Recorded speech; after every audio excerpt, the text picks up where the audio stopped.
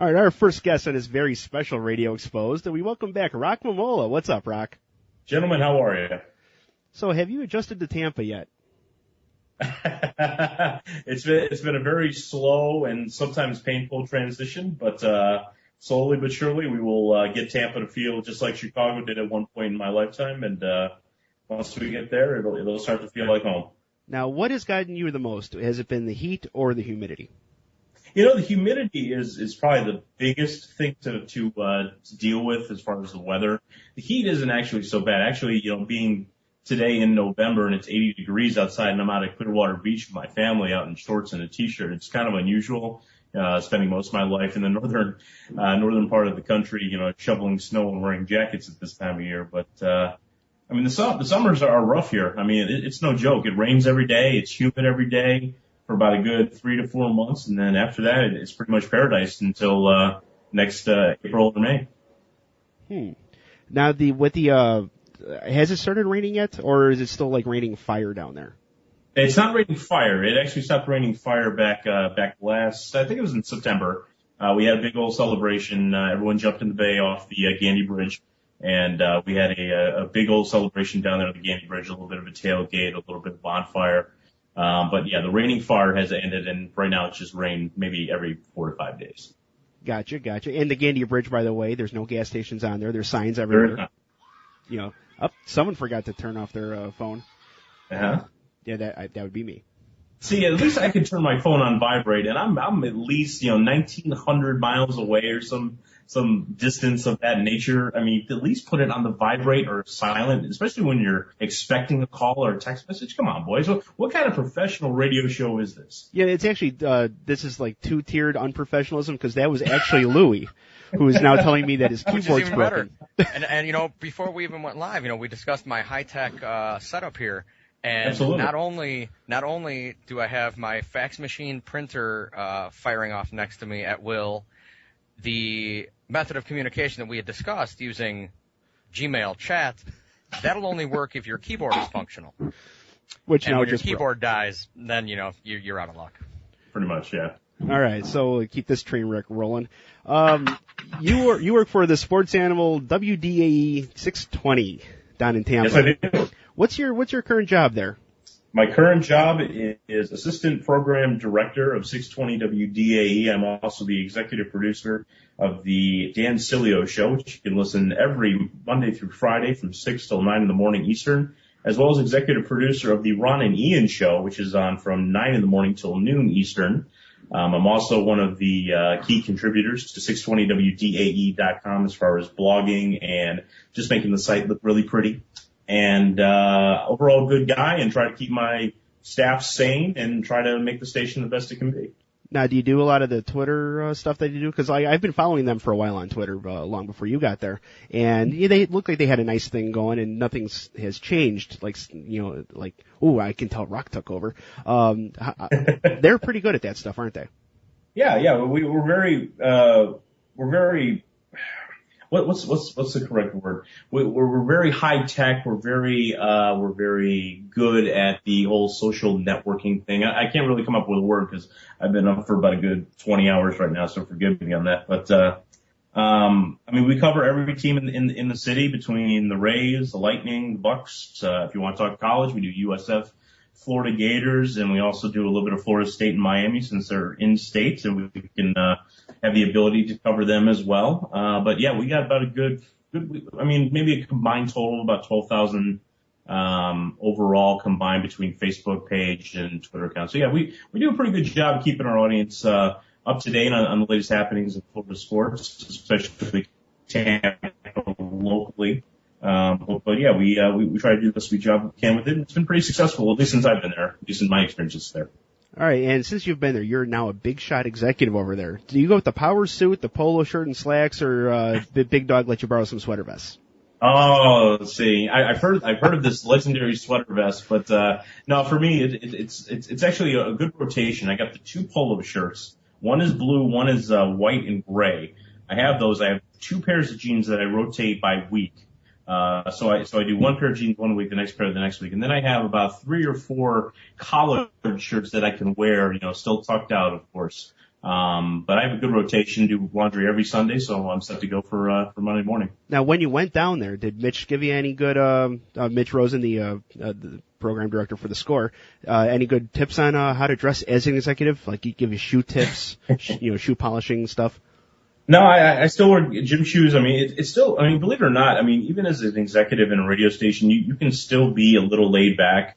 It's not just casual Fridays, once in a while or every week. I mean, we stay pretty chill, polo shirts, jeans, tennis shoes. I mean, when you have to meet with like clients and stuff like that, it's a little more dressed up. So you got the slacks and, maybe a sport coat or something like that. But, around the station, I mean, everyone is just working as a team. So we want to make it the most comfortable place possible. So, we prefer a come as you are approach as opposed to, trying to, impress anybody because, I mean, we do already a stand up job as far as putting the best product on the air in Tampa sports. So, we might as well make it as comfortable as possible. And that way, if indeed there were any sort of issue, everyone's comfortable with each other and there's no like, well, he's wearing a tie, so I got to listen to him or any of that. So actually the people that only, dress up around the station are mainly the sales guys, but they have to because, they're constantly on calls and going out and meeting clients and stuff like that. But, for me, it's just a couple polo shirts, a couple, nice dress shirts and a couple pairs of jeans and a clean pair of tennis shoes, and I'm good.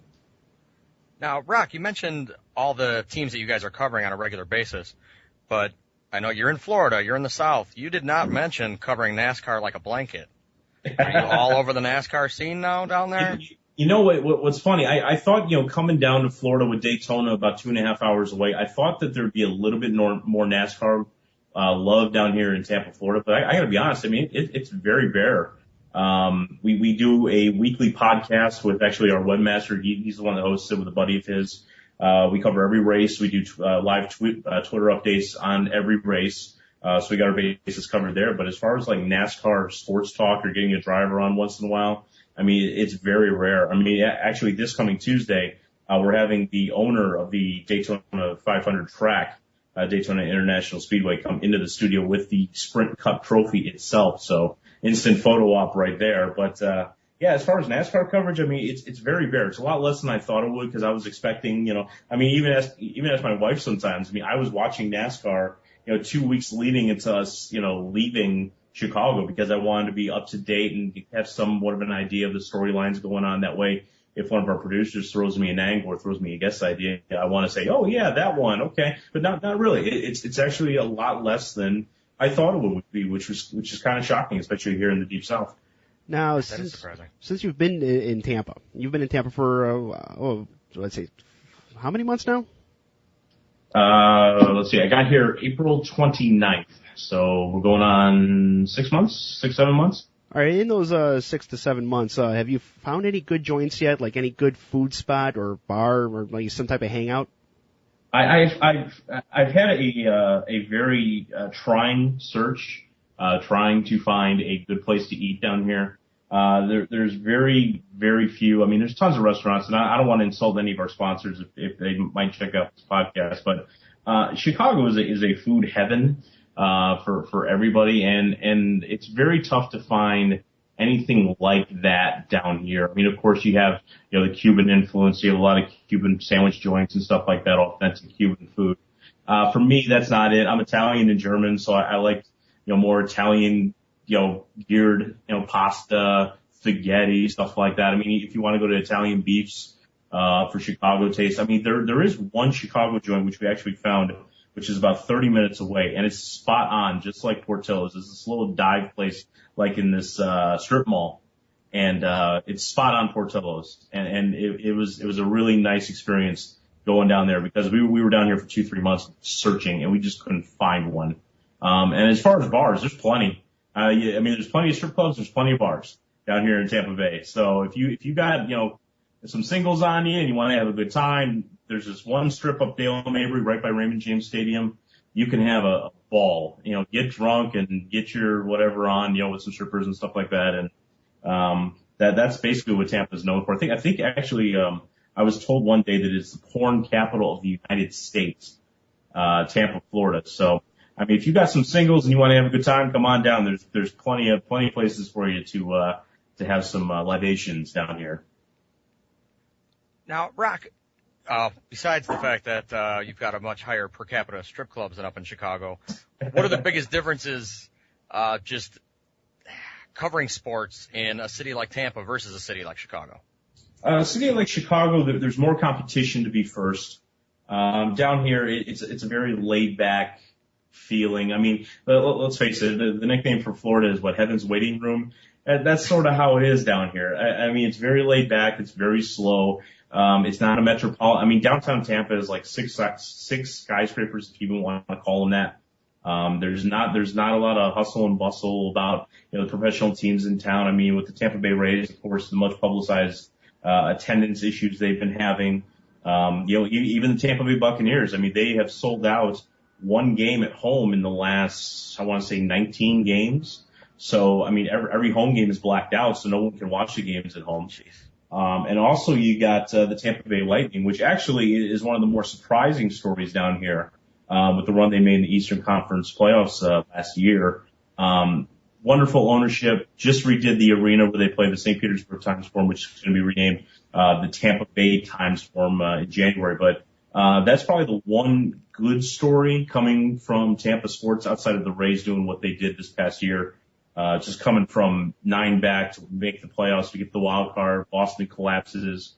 The major difference is just the passion and the desire to be the first, to beat your competition. Because here in Tampa, we have 3 sports stations, but honestly, we're the only one that people listen to. I mean, just looking at, some ratings and some demographics, we're the only outlet for sports down here. So, and in Chicago, you have ESPN 1000 and you have 670 The Score, and it's a back and forth every single week.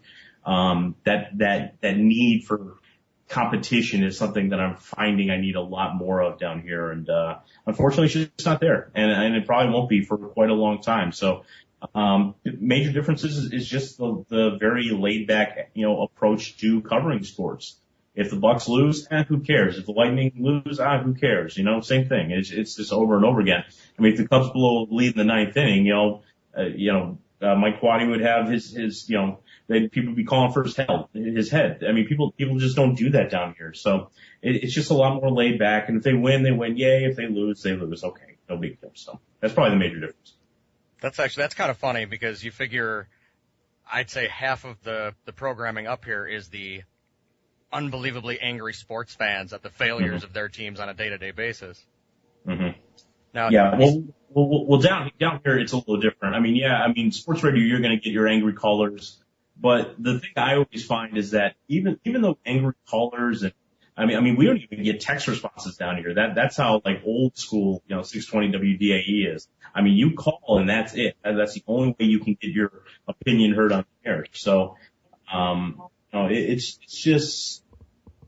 it's really hard to just find a diehard fan base down here because people say that they're race fans, they're diehard race fans. They don't go to games. Same thing with the Buccaneers. They don't go to games. I've been watching the Bucs since 1991, back in the popsicle looking uniform days. Okay, great. But you still don't go to the games. You don't support the team. You don't buy any of their merchandise. I mean, the Lightning are probably the biggest, the most passionate fan base down here because they pretty much sell out every single game now. 20,000 in the Forum every single night. I mean, I went on Friday to the Blackhawks Lightning game. Sold out. It was in 19-9. They packed the place for the Blackhawks and tons of Blackhawks fans too. Well, besides the missing, it seems like, you definitely miss that, the sports fan passion from Chicago. Mm-hmm. Outside of sports, what is it that you miss most about being in just a completely new home? Oh, that's probably the major component is it is a new home. I have no family down here outside of my wife and my son, and my dog, and that's about it.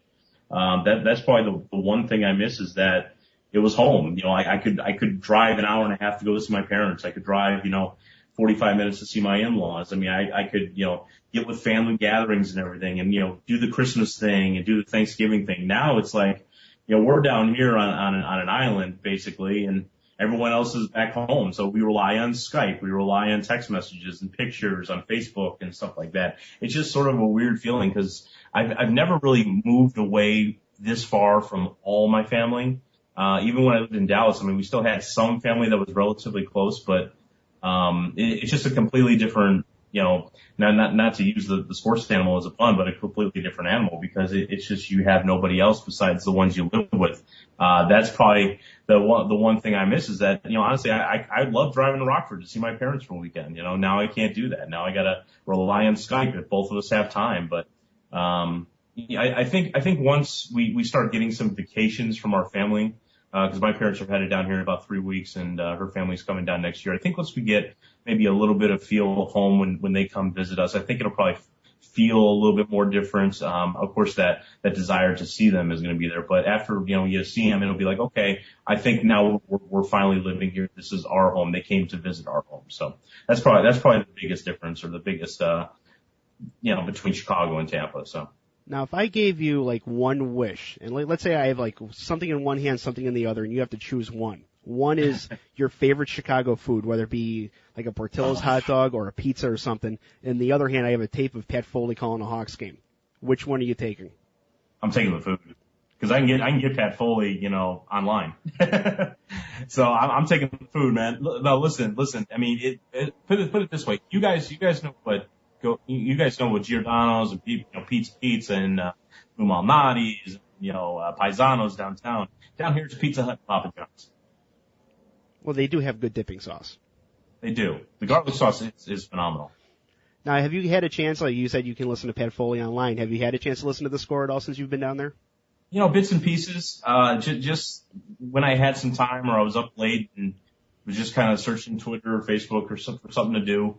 Just to kind of tune in. I mean, I've seen some of the interviews that Mully and Haley have done. I think they had Billy Corgan on this past week. Sorry for the dog, by the way. That's my, the Ryan Sandberg perception test. So. Hush, shut up. I love dogs. He wants more time.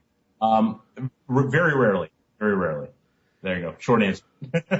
All right. Well, Rock, thanks for being a good sport again and rejoining our show. I think you're our second now two-time contributor to Radio Exposed. Wish you all the luck in Tampa, and I hope one of your teams finally. I think Tampa's the Lightning have won something recently, and Bucks was it 2003. But I'm wishing for the Rays to do something. The Rays are a very well-run organization. They want to win. The problem is they're in a bad situation with that stadium. They're in a bad location for their fan base. And when the fans ain't showing up, you can't spend money, so you have to find ways to win. And 3 out of the last 4 years, simply make the postseason. That's a win for Tampa Bay Rays. Mm-hmm. So hopefully they get farther than the first round of the playoffs. Hopefully to the World Series, which they did in 2008. And that's really the best shot we got. Lightning are so rebuilding.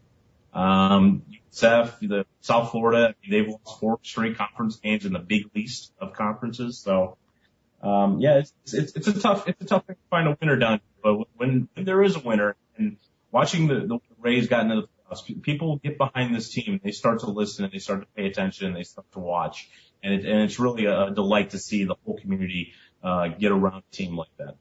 All right. Well, I wish you luck with that. Get all the listeners that you can, and I want Rock Mamola's name on billboards and neon lights down there. If only we advertise. And next time you come up here, I have to buy you a beer. Absolutely. All for it. All right. We'll catch you later, Rock. All right. Thanks, Rock.